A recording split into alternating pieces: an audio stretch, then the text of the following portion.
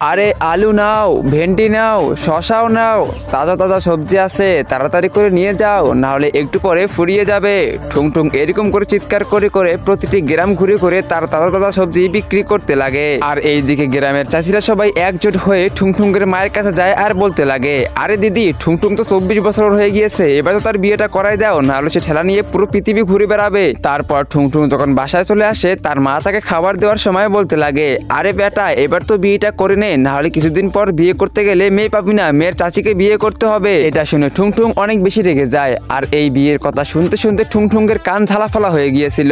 রাতে যখন সে ঘুমাতে চায় কিন্তু তার ঘুম আসে না, আর তখনই তার দিল বলতে লাগে, আরে এবার তো বিয়েটা করে ফেল, নালে আমাকে আর কত কষ্ট দিবি ঠুং ঠুং। তারপর ঠুং ঠুং সকালবেলা তার মায়ের কাছে যায় আর বলতে লাগে, ঠিক আছে মা, আমি বিয়ে করব, কিন্তু আমার জন্য অনেক সুন্দরী আর অনেক পরিশ্রমী একটা মেয়ে লাগবে। তারপর ঠুং ঠুংয়ের মা বলে, আচ্ছা ঠিক আছে বেটা, তুই এবার দেখ তোর মায়ের পাওয়ার। এরপরে ঠুং ঠুংয়ের বিয়ে পাক্কা হয়ে গেল। পাশের গ্রামের সুন্দরী পরিশ্রমী মেয়ে, নাম চাঁদনি। দেখতে যেমন সুন্দর তেমনি সে পরিশ্রমী, গ্রামের মানুষ তাকে অনেক ভালোবাসতো।